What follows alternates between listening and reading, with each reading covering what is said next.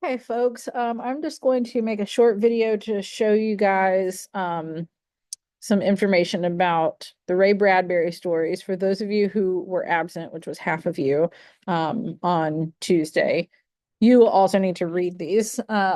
We don't really get to just push stuff or like get rid of stuff because we have snow days. So, we read these two stories in class. There's also, if you look over here, um, there is a reading that you can follow that and just listen to it. Here's the text of the Illustrated Man. It is very short. The text of the Veldt is right there, and it's not very long either, but that's as far as we got. We did not get to look at this stuff. So let's quickly go through these. If you haven't read the stories, read the stories first and then come back to this. So, first we're going to talk about theme and allegory. So, theme we did talk about, I believe, with AMP, maybe things they carried, I'm not sure. But we know by now that the theme is the insight or the message that an author is hoping to get across in his work. So, most works do have several themes. It's usually not explicitly stated, except for, as it says there, fables are an exception. So, like the story of the tortoise and the hare, the theme is slow and steady wins the race, and it's in there. If it's not a fable, though, you're gonna have to read between the lines a little bit. um but the big question to figure out the theme is, what are the stories about, and then what does it mean?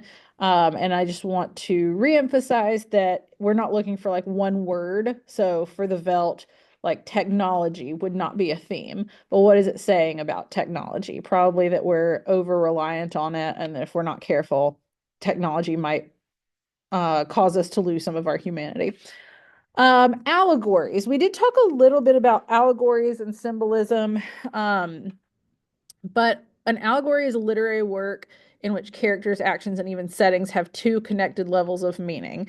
There's a literal level and then a figurative level that imparts a lesson or a moral. So their example there's this book called Pilgrim's Progress, and it's basically an allegory for Christianity. It's very blatant. Like the main character's name is Christian, and he goes on like kind of an odyssey and goes his way through obstacles like the Valley of Humiliation. Like it says exactly what it is, to get to the celestial city, aka heaven.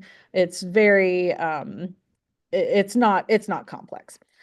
Um, okay, so some questions you could talk about in the Illustrated Man. You could talk about the point of view, because it's from the point of view of the guy who like stumbles across the Illustrated Man.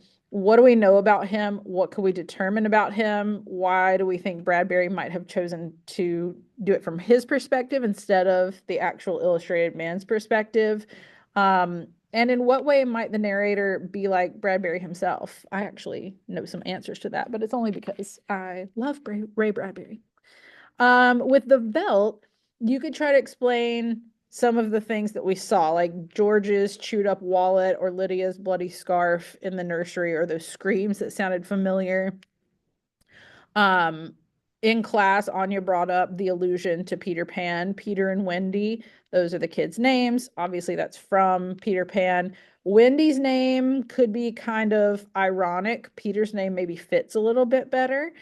Um, he also talks about, George, the dad, talks about the kids thinking death thoughts and says that they're awfully young for death thoughts. So, if that's the case, if they're too young for death thoughts, how do they have those thoughts to start with? Like, what have they been exposed to?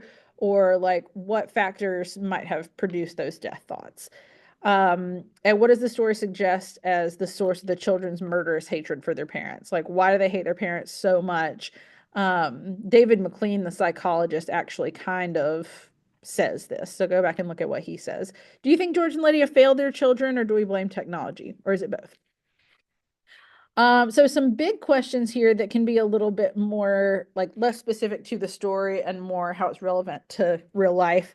Um, he wrote this when a lot of American families were getting their first TV sets. I mean, if that tells you, the 1950s. So the things that he thought of at that point were really pretty prescient. And nobody was sure how that new technology would impact relationships among family members or just in society. Some people were afraid that watching too much television would lead to the total breakdown of the family unit, which I think is some stuff that we see in this story. But then he kind of heightens those odds by creating a machine that allows kids to detach emotionally from their parents and can literally physically destroy the parents, as we realize at the end of the story. So some questions that you could talk about are what current technologies create generation gaps? Obviously, there is a huge generation gap with technology because you guys have grown up always having technology. Um, People your parents' age probably didn't have technology for a very long time. Um, People of my generation, millennials, are in a weird spot because we didn't have this technology when we were children, but we got it like when we were becoming teenagers. That's when like social media really took off. Everybody was getting cell phones. So it's kind of an odd in between. What concerns do parents have today about their children, and are these concerns legitimate? Obviously, as it relates to the story. Um, I'm not sure we even have access to this, but I'm gonna look and see. And that's it. So you have the quiz and the post. They're both there, but also you know where to find them. They're both already open. They're both due on Friday. Um, whether we have time the rest of this week, you know, if we're here or if we're not, those two things are still due on Friday. So just email me if you guys have any questions. And I think that's it. I hate that we don't get to chat more about this story in class because I love Ray Bradbury. I love this story. Also, if you really liked this story, I recommend that you go look up the original text because I was noticing in class where it says the full text, it opens this to intermediate level story and it's not the original text and it gets rid of some of Ray Bradbury's really beautiful writing. So, um, you're probably not going to do that. But if you're interested, you can go look at his original. Okay, that's it.